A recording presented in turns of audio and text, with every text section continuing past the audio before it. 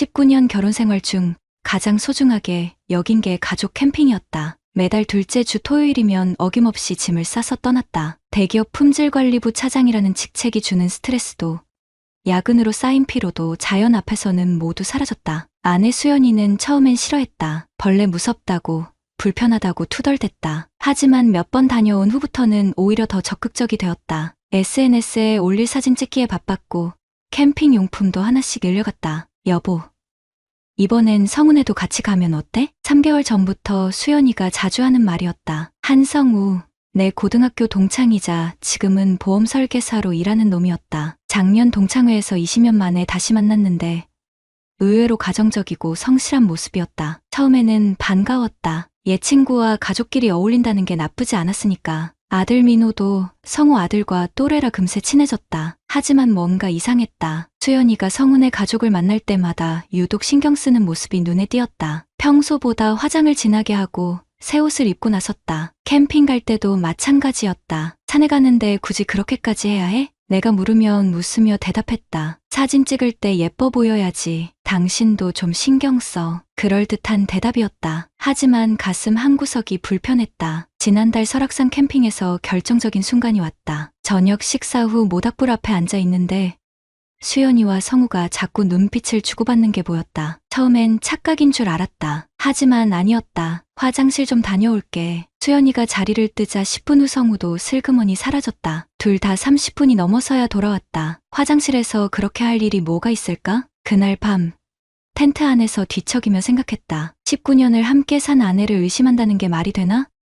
하지만 직감이 계속 뭔가 이상하다고 속삭였다. 품질관리 일을 하다 보니 작은 이상 징후도 놓치지 않는 습관이 몸에 배었다. 그리고 지금 내 가정에서도 그런 징후들이 하나둘 나타나고 있었다. 집에 돌아와서도 관찰을 계속했다. 수연이의 핸드폰 사용 패턴이 달라졌다. 예전엔 거실에 두고 다녔는데 이제는 화장실까지 가져간다. 문자 알림이 오면 재빨리 확인하고 미소를 짓기도 한다. 누구한테 온 거야? 아, 학교 선생님들이야. 별거 아니야. 하지만 그 미소가 평소와 달랐다. 뭔가 설레는 듯한 비밀스러운 미소였다. 성우에게서도 변화가 느껴졌다. 동창회 때만 해도 서먹했던 놈이 요즘엔 자주 연락을 한다. 주말에 캠핑 계획을 세우자며 새로운 캠핑장 정보를 공유하자며 태진아, 이번 주말에도 같이 갈까? 괜찮은데 알아뒀어. 목소리가 너무 적극적이었다. 20년 전 고등학생 때도 이렇게 나서는 성격은 아니었는데 며칠 전 결정적인 순간이 왔다. 수연이가 샤워하는 사이 탁자 위에 놓인 핸드폰에서 카톡 알림이 울렸다. 화면에 성우라는 이름과 함께 메시지 일부가 보였다. 오늘 생각나서 연락했어. 다음에는 우리끼리만. 더 이상은 보이지 않았다. 하지만 충분했다. 가슴이 철렁 내려앉았다. 그날 밤부터 잠이 오지 않았다. 19년간 믿어왔던 아내가 20년 만에 다시 만난 친구가 혹시 나를 배신하고 있는 건 아닐까? 아직 확실하지 않다. 하지만 품질관리자로서의 직감이 말하고 있었다. 뭔가 단단히 잘못되어 가고 있다고. 이번 주말 캠핑이 답을 줄 것이다. 나는 더 이상 모르는 척하지 않기로 했다. 조용히. 그리고 확실하게 진실을 확인하겠다. 가족을 위한 캠핑이 가족을 의심하는 캠핑이 될 줄이야. 아직 모든 게 착각이길 바라지만 만약 진짜라면 그때는 가만히 있지 않겠다. 주말 캠핑은 평소와 똑같이 시작됐다. 설레는 마음보다는 무거운 의심을 안고 차에 올랐다. 뒷좌석에서 민호가 스마트폰을 보며 중얼거렸다. 아빠, 성우 삼촌네랑 또 같이 가는 거예요? 응. 왜? 그냥요. 요즘 엄마가 그 가족 얘기만 하는 것 같아서. 18살 아들도 뭔가 눈치챈 모양이었다. 어른들의 미묘한 변화를 아이들이 더 빨리 감지하는 경우가 있다. 캠핑장에 도착하자 성훈의 가족이 먼저 와서 기다리고 있었다. 수연이가 차에서 내리며 평소보다 밝게 웃었다. 성우야, 오래 기다렸어? 아니야. 우리도 방금 왔어. 수연이 누나라고? 고등학교 때는 그냥 이름으로 불렀는데 하지만 티내지 않고 짐을 꺼내기 시작했다. 텐트를 치는 동안 두 사람의 움직임을 유심히 관찰했다. 수연이가 무거운 짐을 들려고 하자 성우가 재빨리 다가가 도와줬다. 손이 스치는 순간 둘 다 미묘한 미소를 지었다. 저녁 식사 준비를 하면서도 계속 눈여겨봤다. 성우가 고기를 굽고 있을 때 수연이가 옆에서 상추를 다듬으며 작은 목소리로 뭔가 속삭였다. 거리상 들리지 않았지만 성우가 웃으며 고개를 끄덕이는 걸 봤다. 여보, 맥주 가져와 줄래? 수연이가 나를 부르는 목소리는 평소보다 밝았다. 너무 밝았다. 일부러 밝게 구는 것처럼 느껴졌다. 밤 9시쯤 아이들이 먼저 텐트로 들어갔다. 어른들만 모닥불 앞에 남았다. 성우 아내는 졸린다며 일찍 들어갔고 결국 우리 셋만 남았다. 야, 태진아, 오랜만에 고등학교 얘기나 할까? 성우가 맥주를 따라주며 말했다. 하지만 내 얼굴을 보는 게 아니라 수연이를 힐끗힐끗 쳐다봤다. 1시간쯤 지났을까? 수연이가 하품을 했다. 나 좀 피곤해. 먼저 들어갈게. 나도 그럴까? 내일 일찍 일어나야 하니까. 성우도 일어서며 말했다. 너무 자연스러운 타이밍이었다. 마치 미리 짜고 한 것처럼. 나도 10분 후 텐트로 들어갔다. 수연이는 이미 자는 척하고 있었다. 하지만 숨소리가 고르지 않았다. 진짜 잠든 사람의 숨소리가 아니었다. 새벽 2시쯤 텐트 밖에서 작은 소리가 들렸다. 발자국 소리였다. 조심스럽게 텐트 입구 쪽으로 몸을 돌려 귀를 기울였다. 조심해서 와.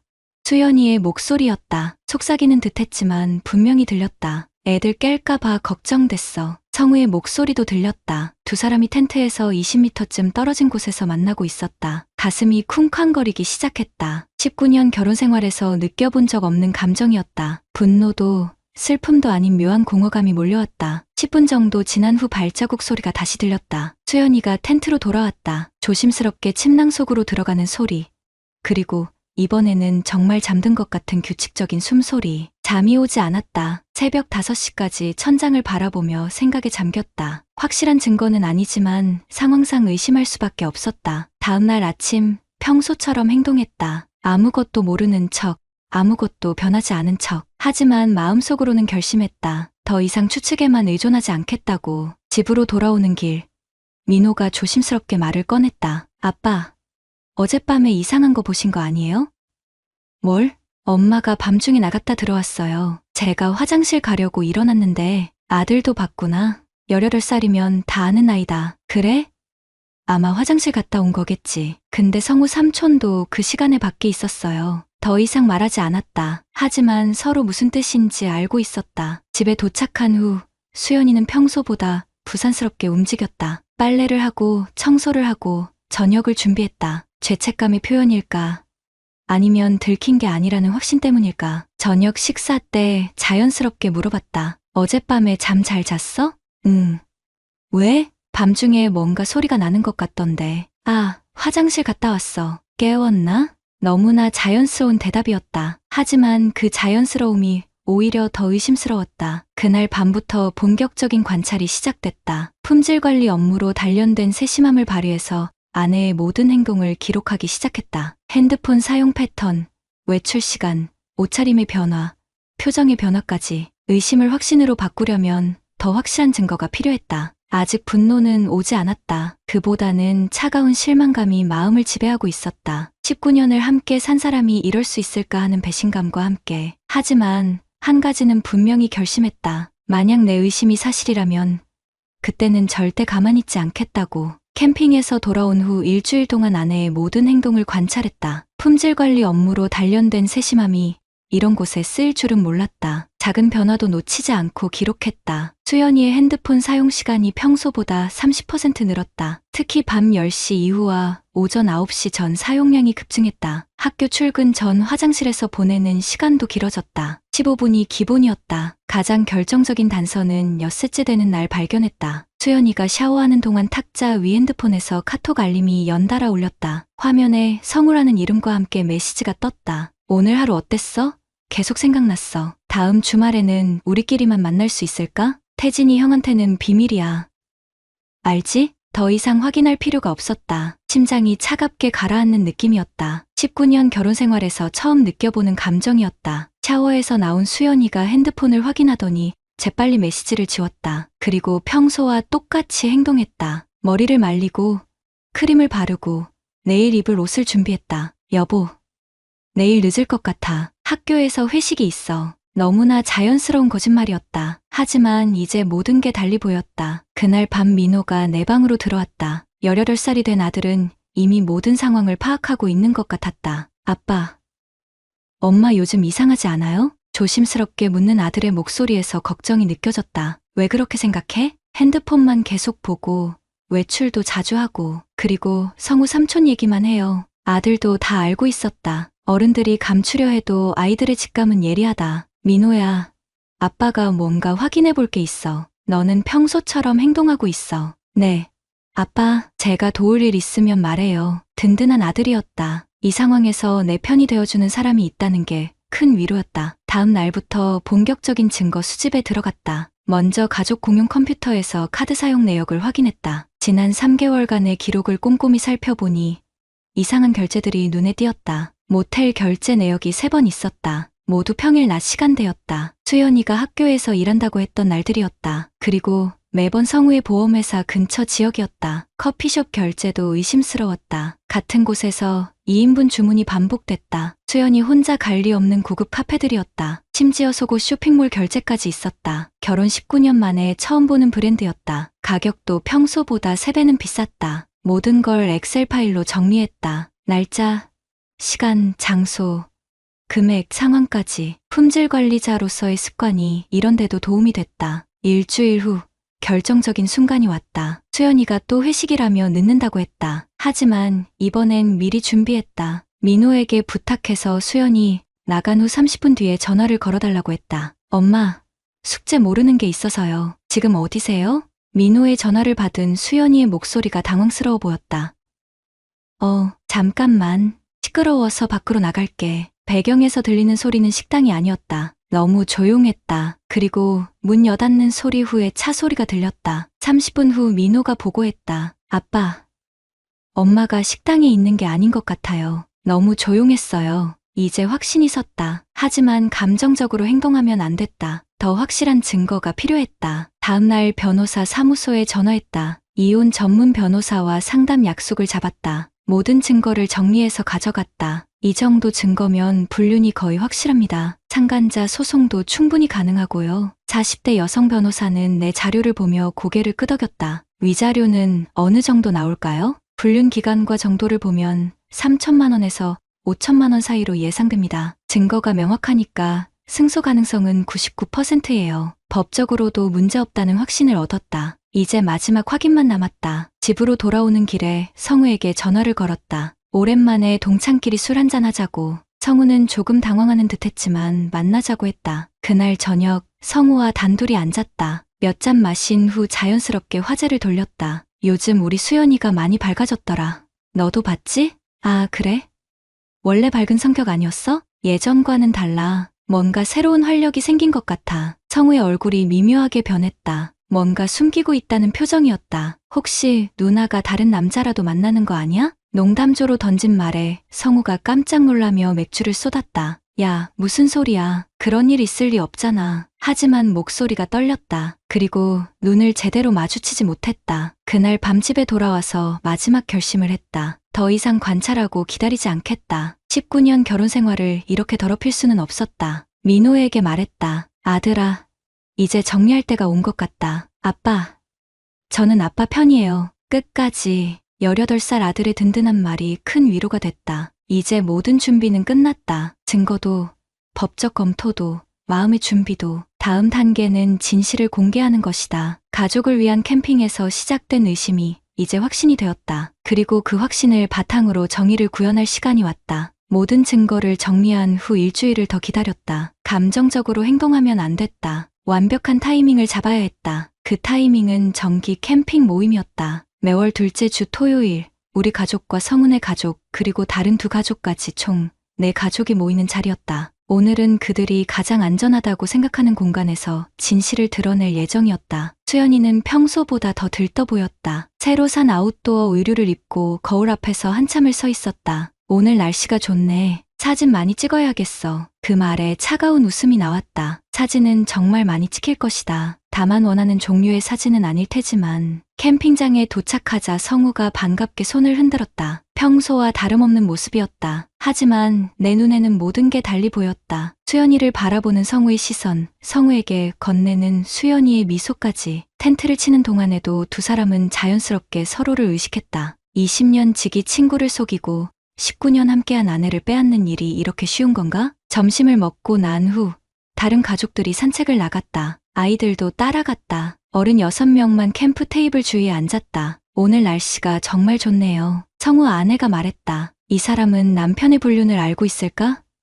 아마 모를 것이다. 나처럼 한참 후에 알게 될 것이다. 그러게요. 캠핑하기 딱 좋은 날씨예요. 수연이가 대답했다. 목소리가 평소보다 높았다. 긴장하고 있는 것 같았다. 나는 조용히 가방에서 태블릿을 꺼냈다. 모든 증거를 정리해서 담아둔 파일들이 있었다. 카드 사용 내역, 메시지 캡처 화면, 통화 기록까지. 잠깐만요. 다들 보셨으면 하는 게 있어서 차분한 목소리로 말했다. 모두의 시선이 내게 집중됐다. 태블릿 화면을 테이블 위에 놓고 첫 번째 파일을 열었다. 지난 3개월간의 카드 사용 내역이었다. 이걸 좀 보세요. 우리 수연이가 모텔을 3번이나 다녀왔네요. 평일 낮 시간에 수연이의 얼굴이 하얗게 변했다. 성우도 마찬가지였다. 여보, 그게 무슨 뜻이야? 수연이의 목소리가 떨렸다. 하지만 이미 늦었다. 두 번째 파일을 열었다. 캡처한 카톡 메시지들이었다. 그리고 이것도 보세요. 성우가 우리 수연이한테 보낸 메시지들이에요. 성우 아내가 화면을 보더니 입에 손을 대고 말았다. 다른 두 부부도 충격받은 표정이었다. 오늘 하루 어땠어? 계속 생각났어. 다음 주말에는 우리끼리만 만날 수 있을까? 태진이 형한테는 비밀이야. 이런 메시지를 친구 아내한테 보내는 게 정상인가요? 성우가 벌떡 일어났다. 태진아, 이건 오해야. 그냥 친구로서 모텔을 같이 가나요? 세 번째 파일을 열었다. 모텔 근처에서 찍힌 두 사람의 사진이었다. 민호가 며칠 전에 미행해서 찍어준 것이었다. 완전한 침묵이 흘렀다. 새소리와 바람소리만 들렸다. 수연이가 울기 시작했다. 여보, I'm sorry.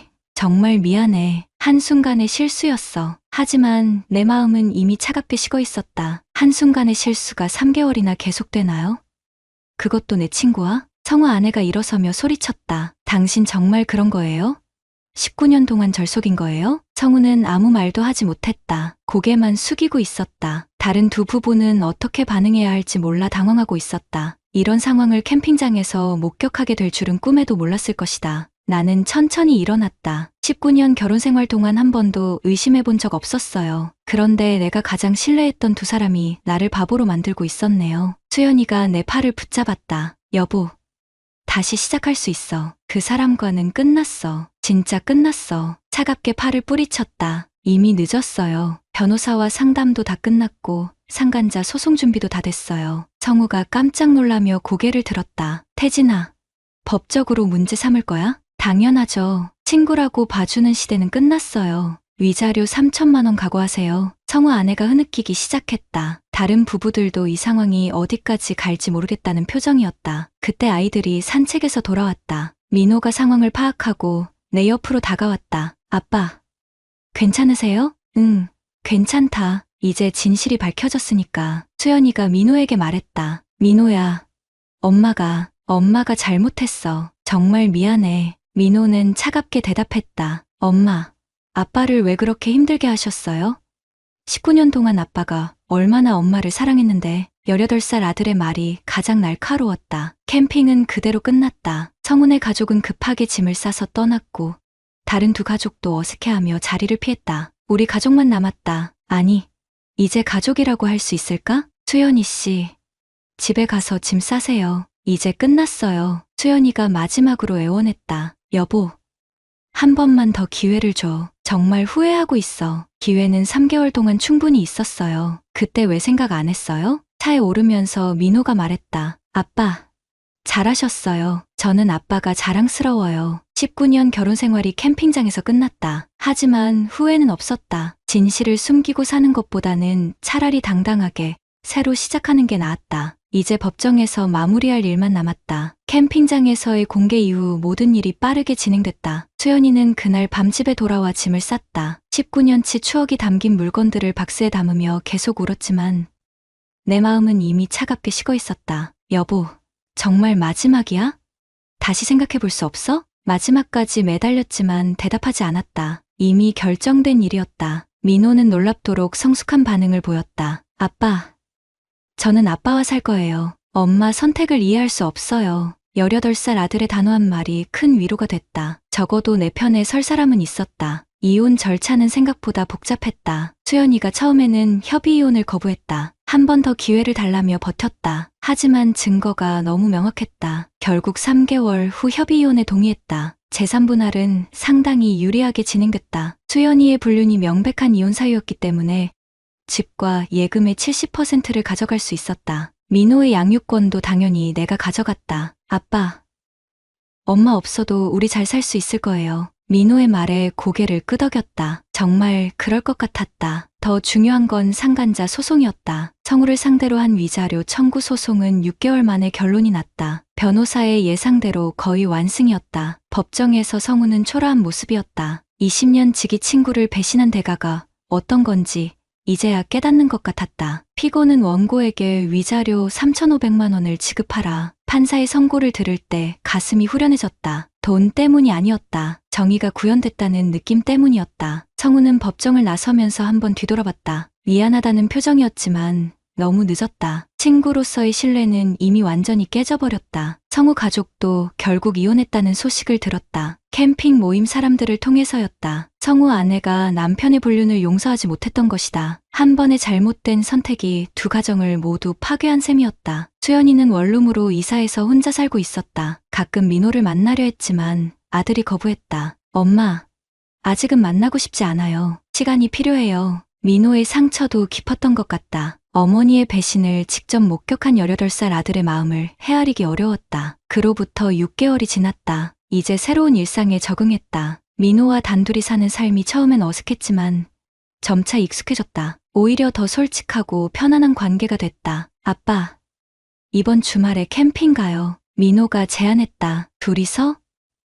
네, 이제 둘이서도 충분해요. 그렇게 시작된 것이 부자 캠핑이었다. 처음엔 어색했지만 금세 익숙해졌다. 오히려 예전보다 더 자유롭고 편안했다. 캠핑장에서 만난 다른 가족들과도 자연스럽게 어울렸다. 혼자 온 아버지들, 조손가정, 다양한 형태의 가족들이 있었다. 모두 각자의 사연을 가지고 있었지만 서로 묻지 않았다. 아빠, 저 대학 가면 아빠 혼자 캠핑 가실 거예요? 민호가 걱정스런 표정으로 물었다. 괜찮아.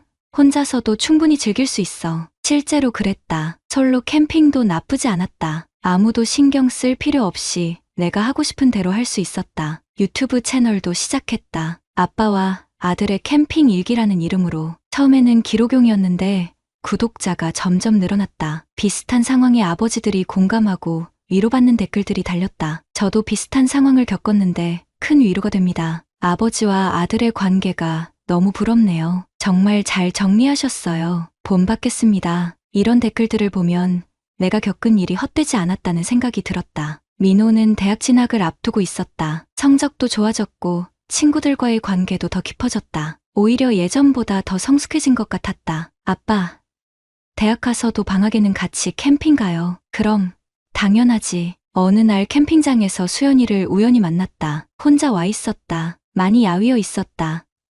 여보, 아니, 태진 씨, 어색하게 인사했다. 혼자 오셨어요?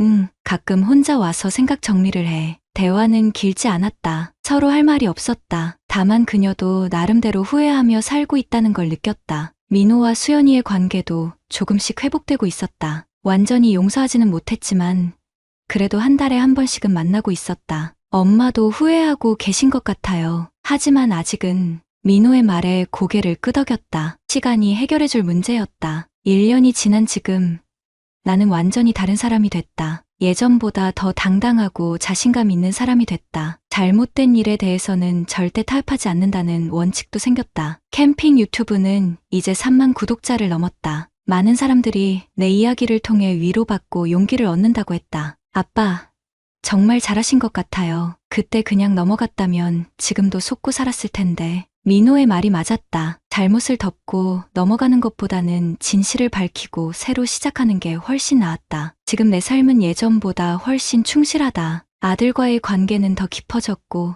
새로운 취미도 생겼다. 무엇보다 거짓 없이 당당하게 살 수 있게 됐다. 가끔 생각한다. 만약 그때 캠핑을 안 갔다면? 만약 진실을 모른 채 살았다면? 아마도 계속 속고 살았을 것이다. 하지만 이제는 모든 게 명확하다. 19년의 결혼 생활은 끝났지만 새로운 46년의 인생이 시작됐다. 캠핑은 다시 시작할 수 있다. 다만 이번엔 진짜 나를 위한 캠핑이다. 구독자님들, 오늘 사연 댓글로 공유해 다른 분들과 함께 의견 나눠보세요. 저도 읽어보며 소통하겠습니다.